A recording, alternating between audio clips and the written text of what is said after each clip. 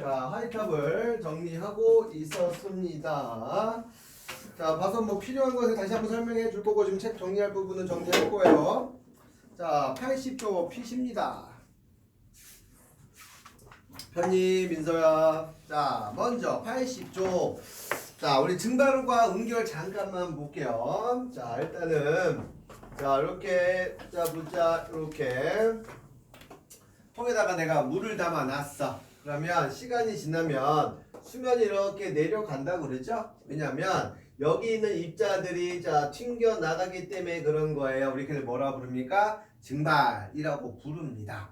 그러면 만약에 이게 밀폐되어 있는 공간이라고 칩시다. 그럼 처음에는 열심히 잘 날아갈 거라서 수면이 잘 내려갑니다. 근데 어느 순간부터는 더 이상 수면이 변하지가 않을 거야. 왜? 증발이 안 일어나니까. 로 알면 안 돼. 증발이 안 일어나는 게 아니라 여기에 눈에 보이지 않는 수증기가 다시 물로 돌아오기 때문입니다. 그래서 시간이 지나게 되면 증발되는 양하고 되돌아오는 걸 우리가 뭐라 부르냐면 응결이라고 부르는 거야. 증발은 액체가 기체되는 거고 응결은 기체가 액체되는 겁니다. 그래서 증발되는 양하고 응결되는 양이 같아지면 더 이상 증발이 안 일어나는 것처럼 보인다는 얘기겠죠. 그래서 자, 최대한 증발을 많이 시켜놔서 더 이상 변화가 없는 상태를 우리가 뭐라고 부를 거냐면 포화 상태라고 부를 거고, 자, 계속 증발이 일어나는 상황을 우리가 뭐라고 부를 거냐면 불포화 상태라고 부른다는 겁니다. 뭐 내용 정리 어렵지 않은 거니까 이해할 수 있겠죠? 자, 넘겨볼게요. 자, 그래서 81쪽에 포화 수증기량이라는 게 있어. 자, 포화 상태의 공기 1kg 속에 들어있는 수증기 양을 g으로 표현하는 건데, 자, 보자. 이 통에 자, 전체 공기의 양이 1kg이라고 한번 해 봅시다. 그럼 여기에는 자, 여러 가지 공기 입자들이 들어 있겠죠? 요 안에 들어 있는 수증기의 양이 얼만지를 따지는 걸 우리가 보통 이제 포화 수증기량 계산한다라고 할 거야. 그러면 만약에 얘가 온도가 높아져. 온도가 높아지면 여기 안에 들어있는 수증기량을 더 많이 담을 수가 있겠지. 내 말 이해됐냐? 그쵸? 우리 용해도랑 비슷해. 소금물 10도, 그러니까 물 10도보다는 20도, 20도보다는 40도가 소금이 더 많이 녹을 수 있는 것처럼 자, 온도가 높아지면 공기 속에 들어있는 자, 들어있을 수 있는 포함할 수 있는 수증기량이 더 많아진단 말이야. 내 말 이해되지? 그래서 얘를 그래프로 이렇게 하는 겁니다. X축을 우리가 보통 자 온도라고 하고 Y축을 우리가 포화 수증기량 이렇게 얘기를 하면 온도가 높아지면 담을 수 있는 양이 증가합니다. 이렇게 가는 거지. 이해되니? 그래서 만약에 내가 얘를 10도라고 하고 내가 여기를 뭐 30도라고 해 봅시다. 10도씨에서 자 최대 증발시킬 수 있는 양을 뭐 5g이라고 칠게요. 30도씨에서 최대 증발시킬 수 있는 양을 내 맘대로 20g이라고 합시다.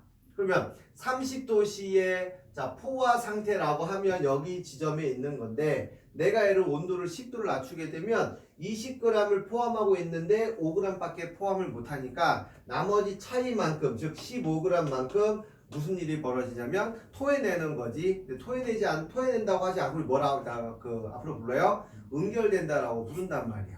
그래서 자 30도씨에서 포화 상태인 놈을 10도씨로 온도를 낮추게 되면 15g만큼 응결이 일어납니다. 그래서 응결량 구하는 거 어렵지 않죠? 맞냐? 오케이. 자, 그래서 자 81쪽에 포화 수증기량. 자, 포화 상태의 공기 1kg 속에 들어있는 수증기량을 g으로 표현한 걸 우리가 포화 수증기량이라고 부르고 당연히 온도가 높을수록 더 많이 증발할 수 있을 겁니다. 이렇게 보시면 되겠어. 81쪽에 4맨 밑에쯤 보시면 이슬점이라고 있을 거야. 별표. 이슬점은 진짜 중요합니다. 자, 왜 중요하냐면 자, 보세요. 내가 30도씨에 공기 1kg 안에 수증기가 20g까지 녹을 수 있는데 내가 얼마까지 녹여놨냐면 여기 자 A 좀 할게요. 자, 내가 5g밖에 지금 증발시켜지 않았어. 그럼 얘는 포화라 불러 불포화라 불러? 당연히 불포화라 부르지. 그래서 내가 얘를 온도를 낮출 거다. 그럼 온도를 낮추게 되면 포화 상태가 되는 온도가 몇 도냐면 10도가 포화 상태가 되는 온도가 된단 말이야. 그러면 10도까지는 얘가 응결량을 뭐 계산할 필요는 없지만 10도보다 온도가 더 내려가게 되면 응결량을 계산할 수 있단 말이야. 그래서 응결이 시작하는 온도를 우리가 뭐라 부를 거냐면 이슬점입니다. 이렇게 얘기할 거야. 이슬점이 뭡니까? 라고 하면 응결이 시작되는 온도. 지금 아까 응결 대소 일어난다면서요. 우리 눈에 보이는 응결 얘기하는 거야. 알았니? 얘는 응결이 되는지 눈에 안 보이는데 얘는 응결량을 따로 구할 수 있기 때문에 이 이슬점 되게 중요하게 다뤄집니다. 내 말 이해되고 있어? 오케이. 자, 다음. 그래서 이슬점. 자, 불포화 상태의 공기가 냉각돼서 기온이 내려가면서 어떤 특정 온도에 이르게 되면 포화 상태가 되고 이때부터 응결이 일어날 거야. 응결되는 양 계산할 수 있거든요. 그때 온도를 이슬점이라고 부릅니다. 자, 그다음 82쪽. 그러면 이걸 가지고 습도도 구할 수 있나요? 선생님 잠깐만요. A 지점 볼게. 자, 보자. A 지점은 증발시킬 수 있는 양이 20g인데 현재 지금 5g만 지금 증발시켜 놨단 말이야. 얘를 백분율로 표현한 걸 우리가 뭐라 부를 거냐면 습도 혹은 상대 습도라고 얘기를 하는 거야. 이해되니? 자, 다시 증발시킬 수 있는 최대양 중에서 실제 증발시킨 양을 백분율로 표현한 걸 상대 습도라고 부른다고. 알았냐? 오케이. 그래서 거기 82쪽 맨 위에 습도는 일정한 그 부피의 공기 중에서 수증기가 많이 들어있는지 적게 있는지를 백분율로 표현한 걸 상대 습도라고 한다. 자, 상대 습도는 수증기량과 즉 지금 증발되어 있는 양과 기온에 따라서 달라진다. 자, 우리 맨 밑에 학습 체크 볼게요. 자, 1번 공기가 포함할 수 있는 최대 수증기량은 기온이 높을수록 당연히 증가한다. 2번 공기가 냉각돼서 수증기가 응결하기 시작할 때의 온도를 이슬점이라고 한다. 3번 기온이 일정할 때 현재 수증기량이 증가한대. 야, 기온이 일정할 때 수증기량이 증가한다는 뜻은 더 많이 증발시킨다는 거거든. 그러면 더 많이 증가되면 분자가 증가하는 거니까 상대 습도는 증가하겠네. 말 이해됩니까? 다음 다시 한번 3번 기온이 일정할 때 현재 수증기량이 증가하면 상대 습도는 높아지고 현재 수증기량이 일정할 때 기온이 높아진대. 그러니까 수증기량을 일정하고 기온만 높아지면은 상대 습도는 감소하겠죠? 낮아지는 거지. 말 이해되냐? 자, 다음 쪽. 자, 83쪽 봅니다. 자, 보고 있냐? 83쪽? 자, 구름이 만들어져야 비가 오고 이런 걸 확인할 수 있는데 구름이 만들어지는 기본적인 원리는 뭐냐면 보세요. 공기들이 위로 상승을 해야 돼요. 보고 있냐? 공기들이 위로 상승을 하면서 뭔 일이 벌어지냐면 공기들이 위로 올라가면서 위에 올라가면 기압이 작거든. 압력이 작습니다. 그 압력이 작으면 그 기체들은 팽창을 해요. 그래서 이만했던 공기들이 위로 올라오게 되면 이만해지는 거야. 그쵸? 이렇게 특별한 열 이동 없이 부피가 커지게 되면 여기 내부의 온도가 내려갑니다. 내부의 온도가 내려가는 거 우리가 조금 어려운 말로 뭐라 불렀냐면 단열 팽창이라고 부르는 거야.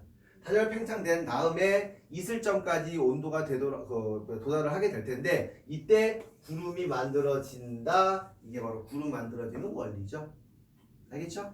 자, 그래서 단열 변화. 자, 공기가 외부로부터 열을 얻거나 뺏기지 않은 상태에서 부피가 변하게 되는 것을 단열 변화라고 부르는데 구름이 만들어지려면 단열 팽창이라는 걸 해야 된대요. 주쳐 있을 거야. 자, 부피가 팽창하면서 온도가 낮아지는 현상을 우리가 단열 팽창이라고 부른단다. 자, 2번 그래서 구름이 만들어지려면 순서 1번 공기 덩어리가 상승하면서 단열 팽창할 거예요.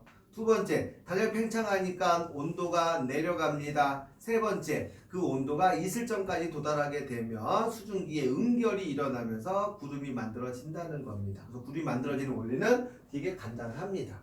그럼 누가 물어보지? 선생님, 그러면 공기가 왜 상승하는데요?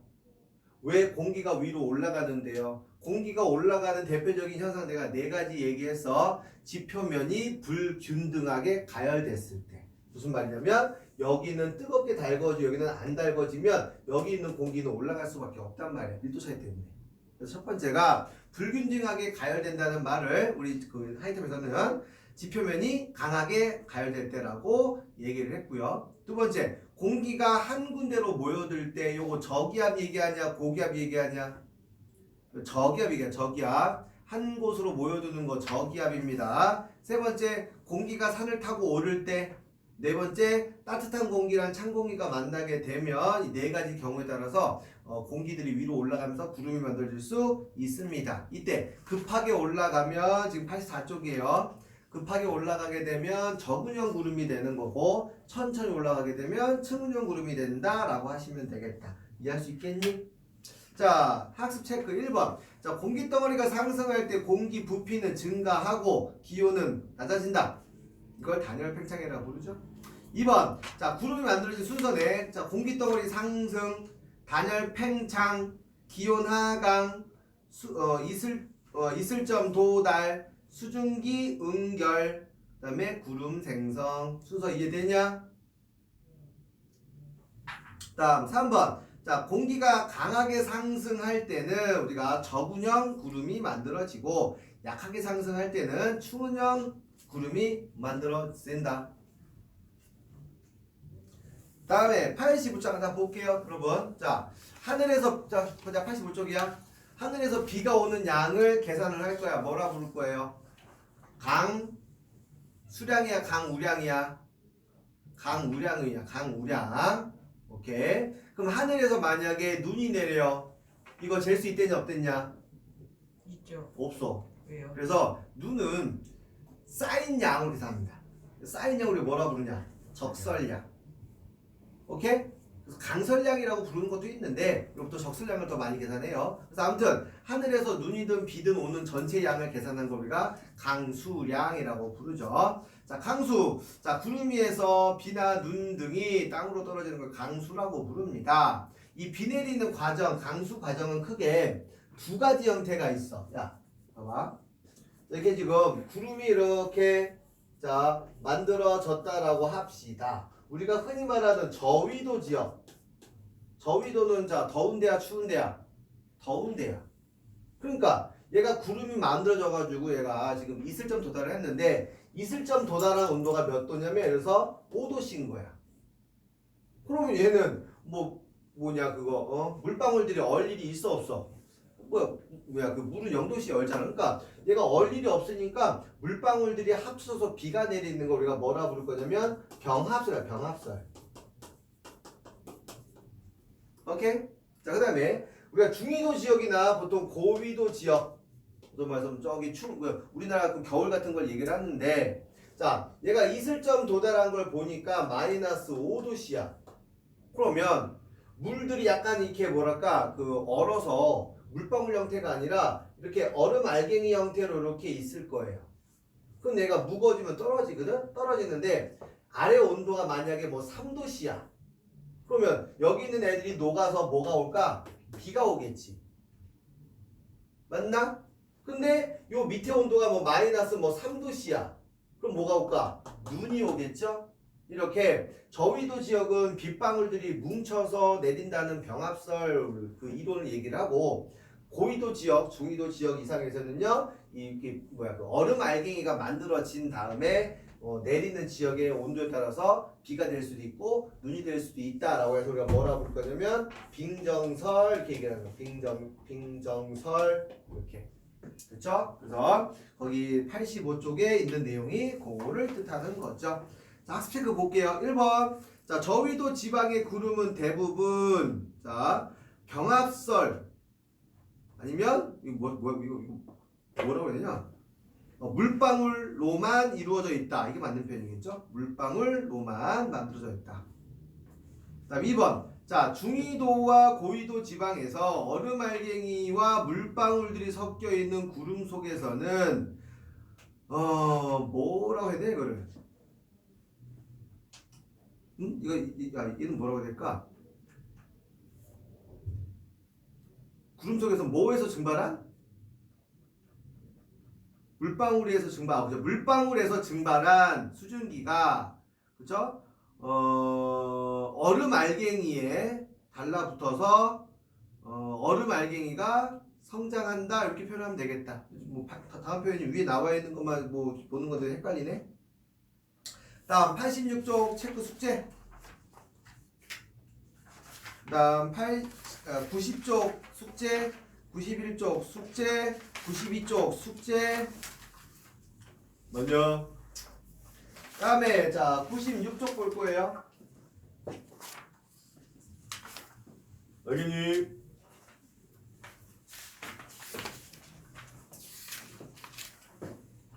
자 96쪽을 보도록 하십시다요. 그래서 어려운 책 한번 정리하면 좀 재밌지 않냐? 없구나. 알았어. 자 96쪽 먼저 자 기압 볼게요. 자 공기 기권을 보이냐? 기권을 이루고 있는 공기는 중력에 의해서 지표면에 자 압력을 가합니다. 근데 1번 별표 기압의 작용 방향은 모든 방향에 동일하게 작용을 하고 있어. 절대 기압을 위에서 누르고 있는 압력만 생각하시면 안 돼. 양옆 위아래 다 똑같습니다. 그래서 이 기압을 맨 처음에 측정한 사람의 이름이 누구였냐? 토리첼리라는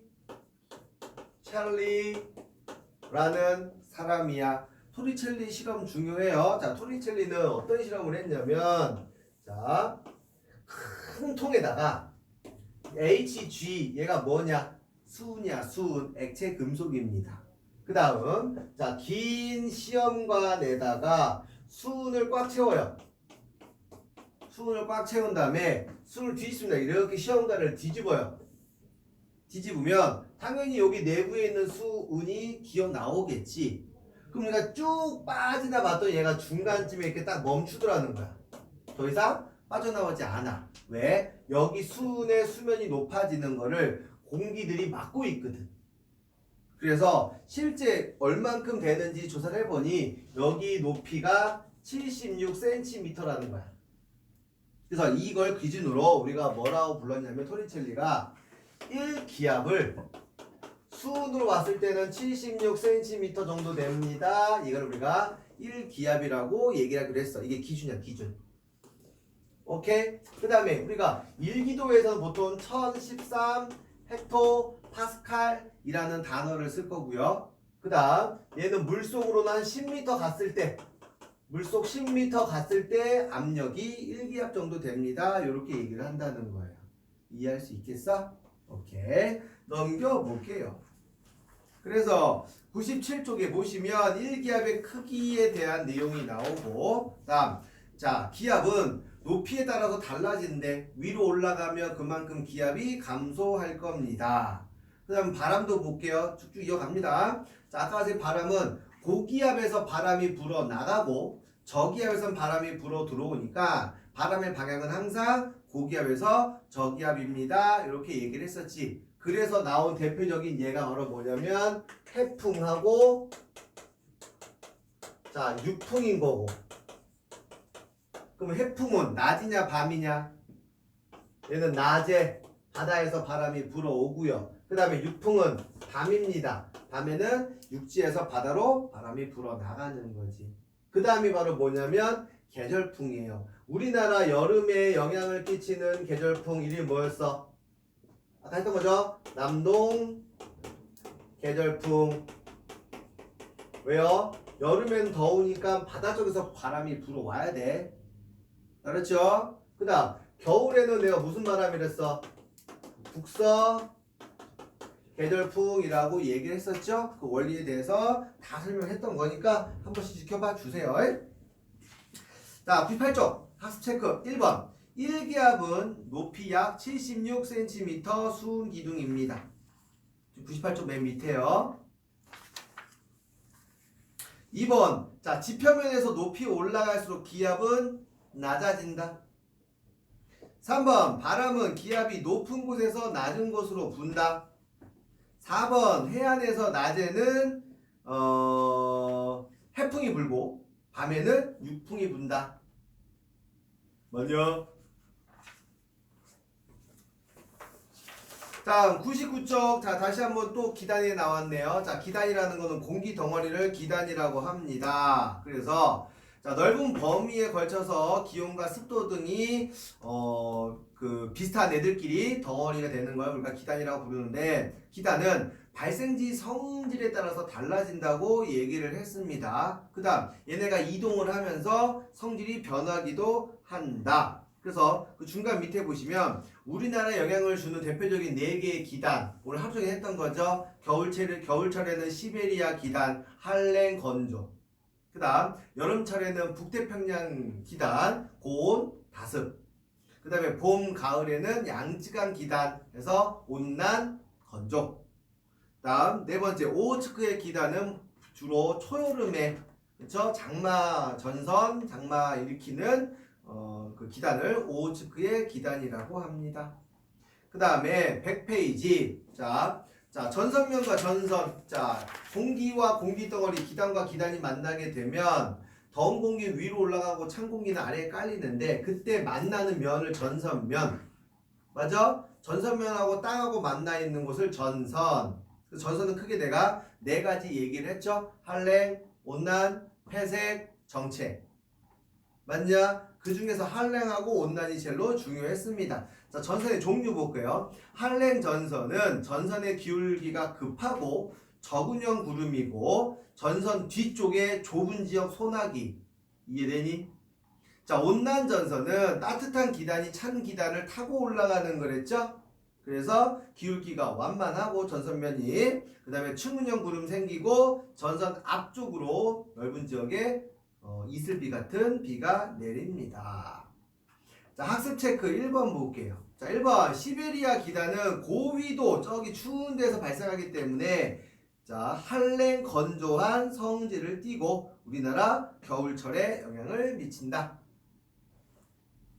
2번 한랭 전선은 그래서 저근형 구름이, 온난 전선은 측문형 구름이 잘 생긴다.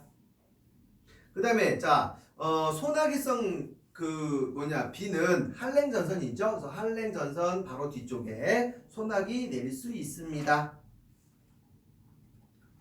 맞나요? 자, 101쪽 볼게요. 101쪽. 자, 우리가 너 빠르니? 따라오고 있어?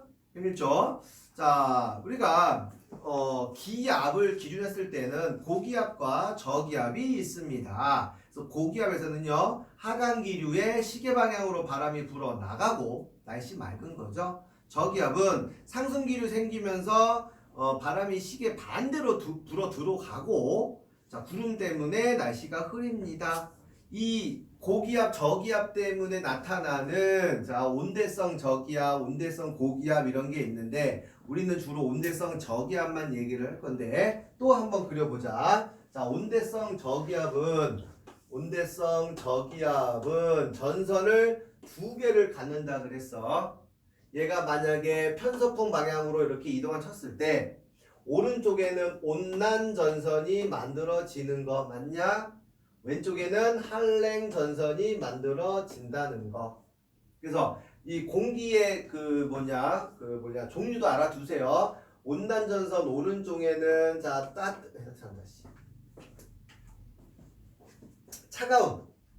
차가운 기단이 공기가 있고요. 중간에는 따뜻한 공기가 있고요. 이쪽으로는 다시 차가운 공기가 있습니다.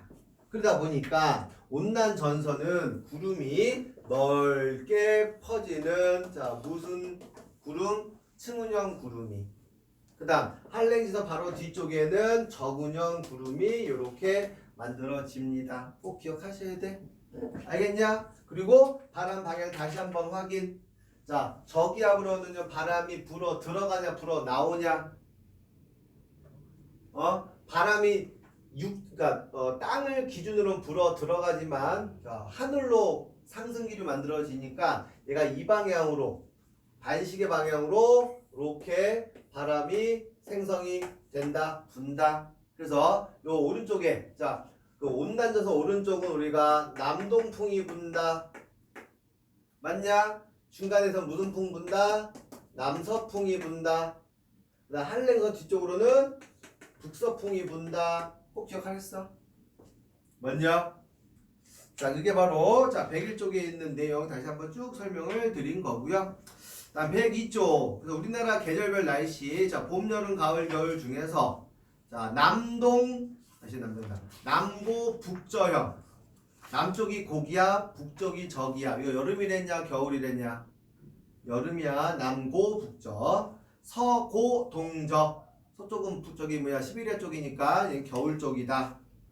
다시 한번 기단 한번 확인했습니다. 자, 학습 체크 1번. 자, 고기압 지역은 날씨가 맑고요. 저기압 지역은 날씨가 흐리다.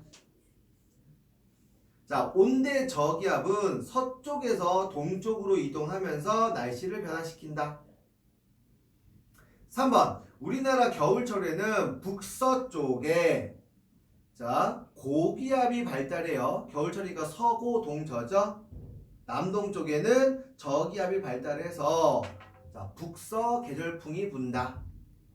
이렇게 이해를 하시면 자, 하이탑도 얼추 다 정리가 되고 여기는 내용이 별로 안 어려워. 충분히 할만합니다. 그래서 자 체크합시다. 103쪽 숙제, 104쪽 숙제, 108쪽, 109쪽, 110쪽, 111쪽까지가 자, 숙제가 되겠습니다. 알겠습니까? 질문. 자, 잠깐 정리하고 바로 시험 볼 거야. 뭔 시험이야? 저번 주 배운 거. 오늘 배운 것도 있고.